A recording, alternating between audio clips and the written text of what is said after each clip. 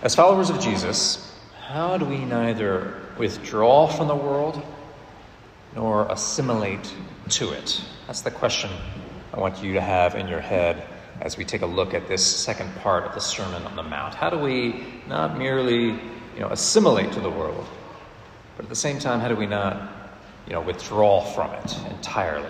Because that is, I think, the temptation for Christians in this and every age. Well, last week, we started the Sermon on the Mount, and if you remember, the Sermon on the Mount started with the Beatitudes. The blessed are the ... We talked about how some of these blessings are aspirational. Some of these we want for ourselves. And others of these are definitional. They are true of us by virtue of following Jesus in a world where other lords vie for our attention, where other kings, lords, rulers say, this is the way of the world, this is the way of the good life.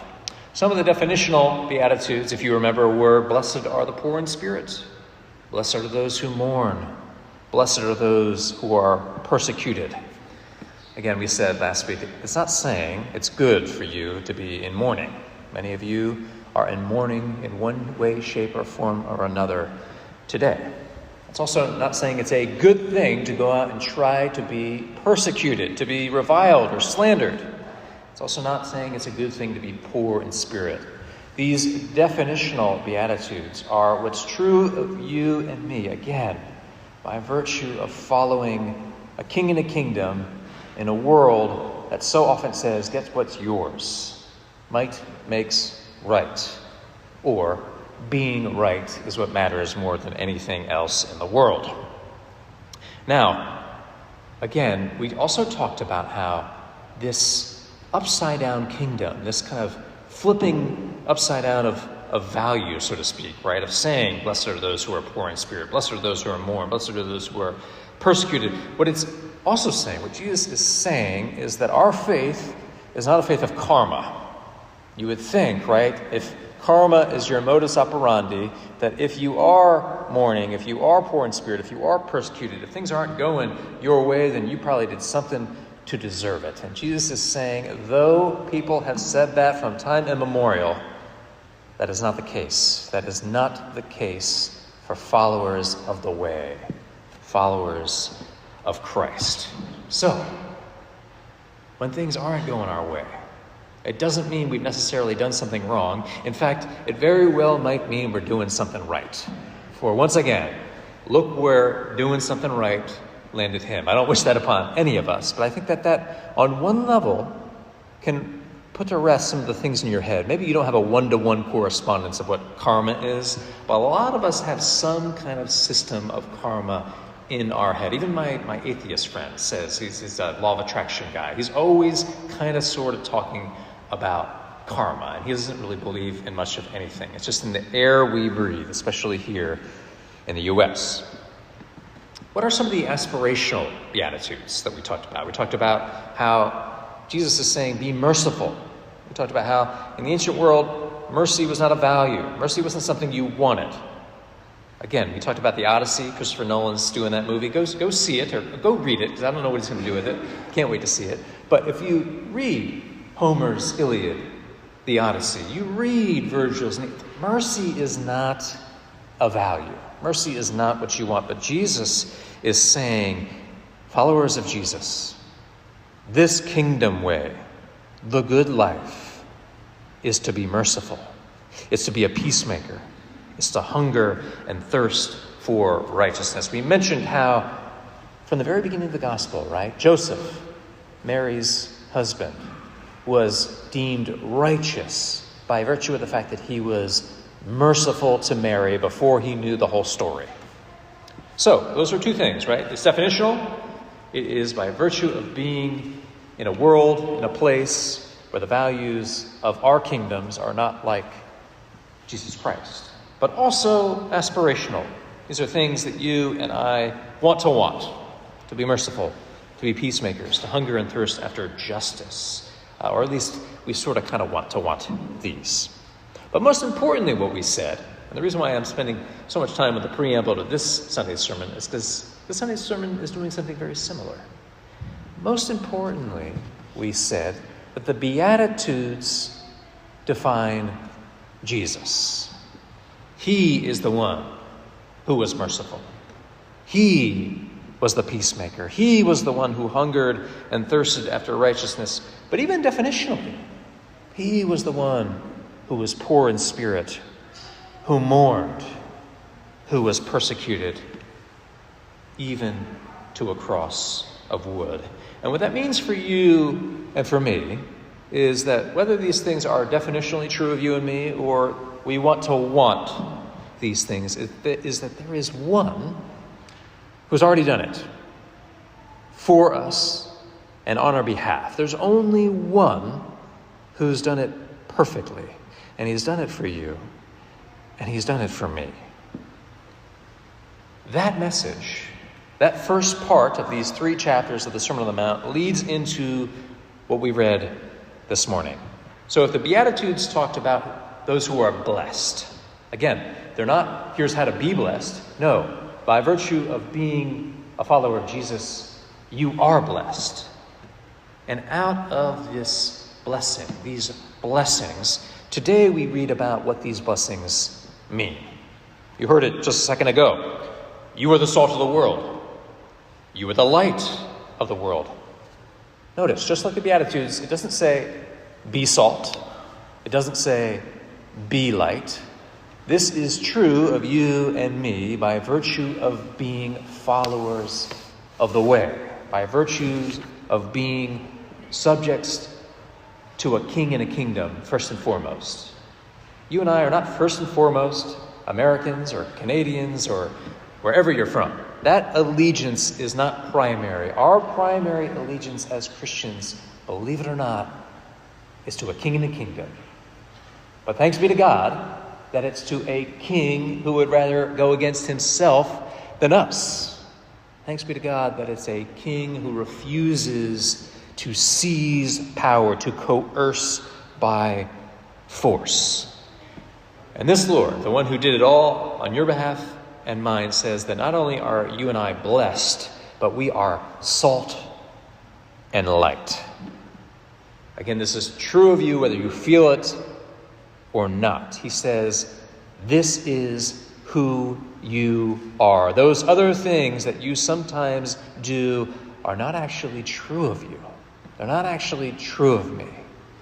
What you and I are is salt and light, merciful, pure in heart, seeking after righteousness and justice. Now, by virtue of being salt, being light, again, not trying to be, but by virtue of being it, this has public consequences. And that's what Jesus is getting into in this part of the sermon today. Now, I'm not trying to tell you anything you don't know, but salt, we all think of salt as seasoning, right? As making something have real taste. And Jesus mentions that, but in the ancient world, salt's primary purpose was to preserve, right? No refrigeration, it was a preserving agent. So it preserves, it seasons, it purifies. Ultimately, in the ancient world, salt is indispensable. That's why you have all these famous salt routes. What Jesus is saying here is you and I are indispensable. We are indispensable to this broken world. What he's also saying, by changing the metaphor, light is inherently visible. We don't need to make it visible. We are visible. We are salt. We are light.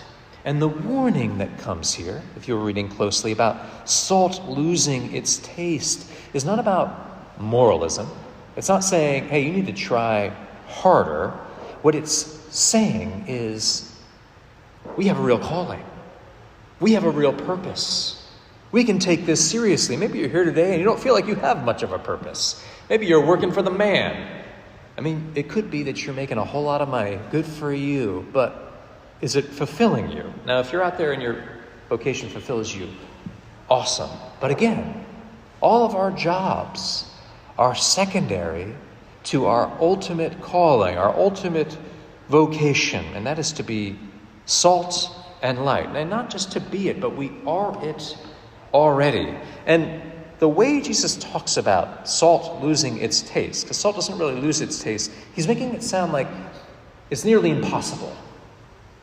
You and I might go at it our own way. And you and I might feel like, oh, well, it's very possible not to be merciful. It's very possible not to be pure in heart, to seek justice, because we do it all the time. But Jesus is proclaiming something over you and me, and it's as if he's saying, when you did that very thing, you weren't being you. For the message of this text, if there is any kind of imperative, it's to become what we already are. Now, I know that might sound like I'm splitting hairs there, but I'm doing it for a purpose. The message of this text is not to pull yourself up by your own bootstraps. It is not to try harder. It is you have been declared salt, light, and a blessing. Become what you already are. For a city cannot be hid. The sun, when it is up, cannot be hid. Salt cannot, in fact, lose its saltiness. And what this means, and why I started this sermon off with what I did, is you and I, by virtue of being salt and light, do not assimilate into the world around us. We hear what Jesus claims over us, and we become what we already are. But what's more, and what this text gets to, because we might be tempted to think that we need to withdraw, right? I need to be untainted by, the might makes right, the always being right, the ways of the world that I just talked about. Well, toward the end of this text, Jesus says, unless your righteousness exceeds that of the scribes and Pharisees, well, it had better. And what he's saying here is, again, not try harder. Again, when he talks about the Pharisees, right, it's all kind of for show. It's not that they're bad people, but it's to be seen. And what he's saying here is that there is an impossibility here. You and I are not going to be more righteous than the scribes and Pharisees. So it's here where he kind of flips things and says, at first he's saying don't assimilate to the world. Here he's saying don't withdraw either. You and I, by virtue of being salt and light and a blessing, are to give flavor, are to give goodness to this broken world. So it's against withdrawal and it's against assimilation. He also makes clear this is not about you and your rep. I know we live in an influencer culture world, and I am subject to it too in the name of getting the word out for St. John's Park Slope on Instagram and Facebook. I'm sure some of you are very tired of seeing all that. Substack now, I'm trying it all. But really, being salt and light and blessing is not about you, and it's not about me. It's pointing to the one who laid it all down for you and me, the one who embodied the Beatitudes, the one who was salt and light for you and me when we are not, so that it might be more true of you than you think. Friends, this is just the first chapter of the Sermon on the Mount, but I hope if it dispels anything, the Sermon on the Mount is not merely always do good things and never do bad things. It's not a call for you and me to try harder. If anything, the sermon is all about a heart transplant. It's about a change from within, something that you and I cannot manufacture. But hear these words, and may they be true of you, and may they be true of me. You are blessed. You are salt. You are light. Don't strive. Don't try harder. Become what you already are. And when you're not, it doesn't nullify who God has said you are. Because God in Christ has done this for you and for me on our behalf, and in our place, even when we find ourselves doing what we cannot do. This is true of you and me. So begin again. Become who you already are. In the name of the Father,